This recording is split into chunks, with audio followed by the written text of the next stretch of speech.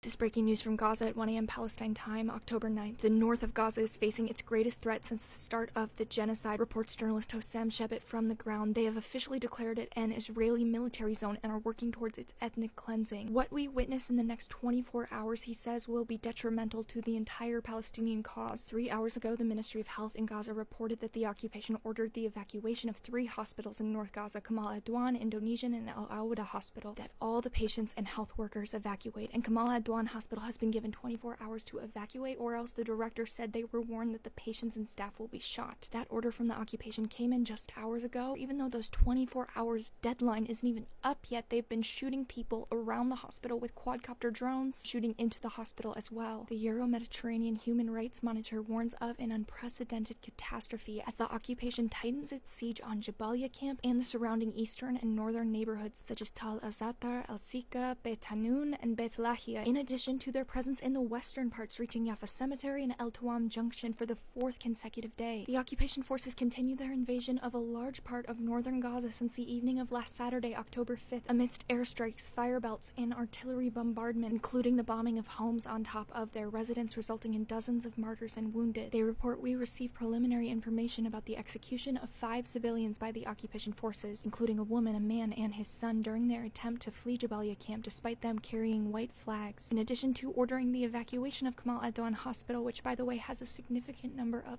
infants in the hospital, the occupation, like I said, is shooting into the hospital, and they are also bombing around the hospital and firing tear gas. The occupation's bombardment has cut off the only road used by ambulances to transport critical injuries from Kamal Adwan Hospital to Baptist Hospital, Al Ali Erbi Hospital. That was the hospital that was first bombed last October, if you remember. The field team of the Euromed Human Rights Monitor received testimonies from civilians who managed to reach Gaza City, reporting seeing the bodies of martyrs in streets along with other victims trapped under the rubble of the homes that were bombed. Earlier today, journalist Hossam Shebet reported that the 300,000 people that were ordered to leave the area by occupation forces, when they attempted to, they were shot by snipers. This is one of the reasons there are so many bodies in the streets. Many residents lay bleeding on the streets, he reports, as occupation forces have destroyed ambulances and are targeting anyone who tries to help. He issues a call to all of us to please talk about what's happening in the north. I will continue to share and translate these reports on my Telegram channel, the URLs on my profile. The thousands besieged in Jabalia camp, Beit Lahia, and Jabalia are suffering from an almost complete depletion of food supplies, which were already scarce due to the occupation's closure of their colonial border crossings, as well as the halt in the limited aid and goods that had been entering for over a week before the latest invasion. Journalist Anas Al-Sharif in North Gaza reports that the administration of Kamal Adwan Hospital refuses the occupation's order to evacuate. They declared they will continue to treat patients. This resistance, this steadfastness is what we have seen before all the other hospital sieges, the doctors, the medical staff of Gaza remaining to treat the people, and we know what comes after this. The occupation army targets them, tortures them, murders them, commits field executions in the hospital. If you've been under a rock, look at the details of the other hospital sieges the past year of Kamal Adwan and other hospitals, especially Al-Shifa. And I'm just seeing now, Anas reported that the premature and newborn babies were transferred from Kamal Adwan Hospital to Al-Sadiq Al-Amal Hospital, and the only functioning bakery in northern Gaza was targeted by occupation artillery shelling. A massive fire broke out and it was completely destroyed. A lot of Fayez Kadata's families in North Gaza, where they created a food distribution network with your contributions to help not only their 50-some family members but the community members around them. To contribute to that campaign, tap on Fayez's profile here and then click the URL in his profile. Your contributions also sustain the Children's Community Center in southern Gaza, started by Fayez's sister, and in the past week, as more has come in, she has begun expanding, and now she has a food distribution network there. She's cooking rice pudding, especially for the children, which is expensive to make there now, but it provides these children with the necessary calcium their developing bodies need and have been without mostly for this past year. Thank you everyone who has supported. It's amazing what this work has done, and the campaign, the momentum has really slowed down over the past few days, so please help us pick it up. If you can't contribute, you can interact with this video, share it, repost it, add it to your story. I've started to ask a question in the comments of each of my videos that gives you something to interact with if you're looking for that in order to help the video out. Thank you so much.